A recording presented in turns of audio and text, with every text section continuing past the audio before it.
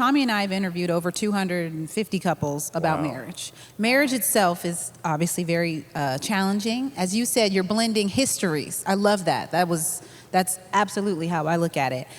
But co-parenting, blending your families right now in this moment is a challenge as well.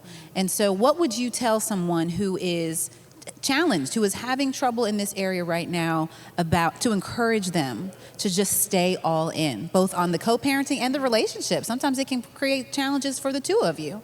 Also, how long have you been married? 3 years at the end of the month. Hey. Are you stressed? He's still breathing. That's all right. We'll get him back. Okay. We'll get him back. It's all right. It's all right. What was the question? How would you encourage? How would you encourage someone who is blending families right now to stay all in with love, faith, commitment, putting that first? So the truth is once it gets in the blender, you can't separate it anyway. Okay.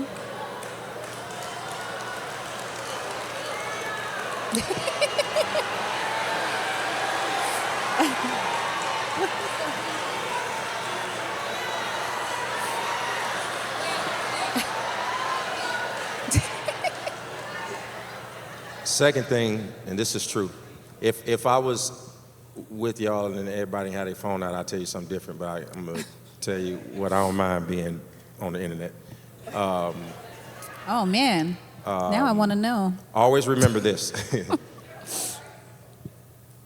that when you blend a family, I'll give you an example. Anybody make smoothies? If you put apple, bananas, I'm not saying all these go together, oranges, pears, you put all of that in the blender. There is one fruit, or maybe one, couple like raspberries and strawberries. Once you put those in there, I don't care how long you leave the blender on, the seed survives. So whoever you have that child by, just because you blended that family, the seed is still there. And just always remember, the seed survives. It doesn't erase just because you blended it. And you're going to have to be okay with the seeds. It ain't going to be as smooth as you want. Those strawberry seeds, they're stuck in your throat, teeth, everywhere. So if you're going to blend it, you got to be able to handle all of the ingredients. It's a grown person's game. It's not for children. It is a grown person's game. So the seeds survive the blend. That's all I'll say about that. Give it to him. I want to take that a step further and acknowledge, and y'all can share to the extent that it's relevant, but you said a grown person's game, right? Sometimes, and we know this, having, as I said, interviewed so many couples, we're coming into marriage, partnership, co-parenting imperfect, right? We haven't always had, therapy, maturity. And so when I hear you say it's a grown person's game, I think of sometimes the work required on us as individuals to thrive in marriage or in co-parenting.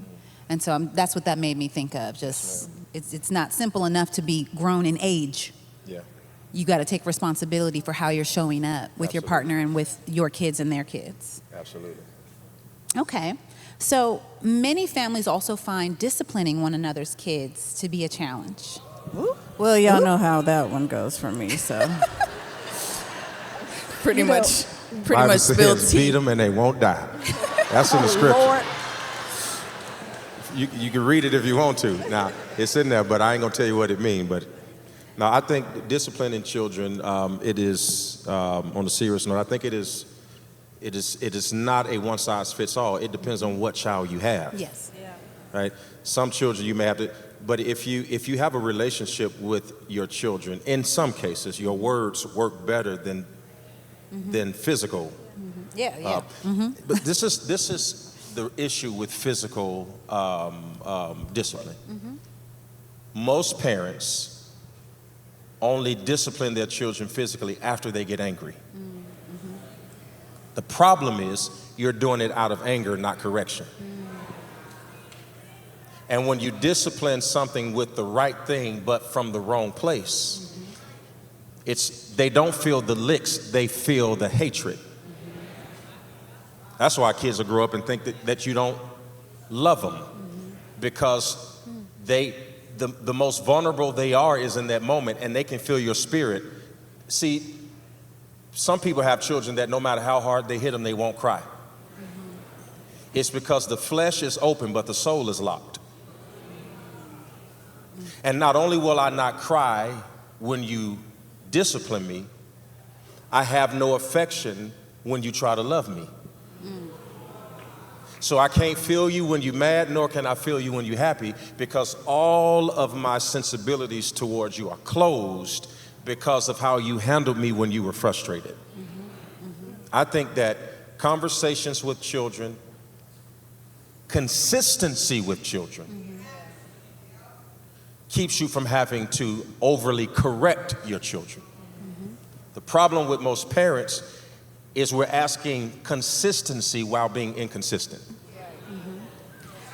And so in approaching a blended family, right, did you all have to have conversations between the two of you before any discipline was needed, physical or otherwise? But what was that conversation like between the two of you on how to approach this? It wasn't no talking about that. Did we lose you again? We didn't. We didn't talk about it because we didn't talk about it. It's nothing to talk about. I already, y'all know who my mom is. I just told you. I told you where I grew up. Okay, so we would talk wherever you show out. That's where you get woe out. Right? Let me tell you what I did wrong. What I did wrong was I got a divorce, and I thought that the decision of the divorce hurt my daughter so deeply that I couldn't fathom disciplining her in a aggressive manner, because I thought that her pain was my fault. And since I don't believe that you should discipline them angrily, and I was, I let certain things go in hopes of achieving other things. I'm over that now, and we ain't been crying about this the rest of our life now. And so, yeah. Did you reset with her? I did. Yeah? Absolutely did. I absolutely did reset with her. Would you agree or disagree? You I hear? really want no parts of this conversation. Okay. I have, but it's difficult for her to see it because she's still trying to be mom. Okay, so that job is taken, and she can wait until Caitlin is 60. It won't be available. Okay, so what I've tried to do is let Caitlin know is that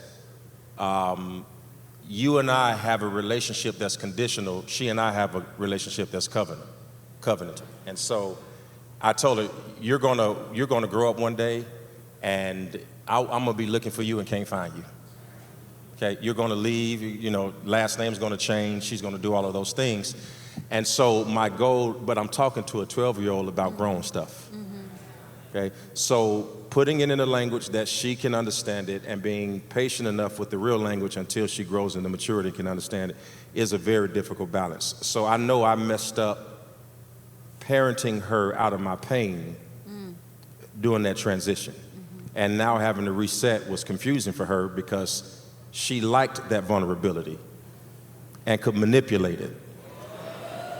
And once I realized I was being manipulated, which I don't like, then I had to wake up, which was painful for her, because now she's like, where's the guy that I had wrapped around my finger? He's gone.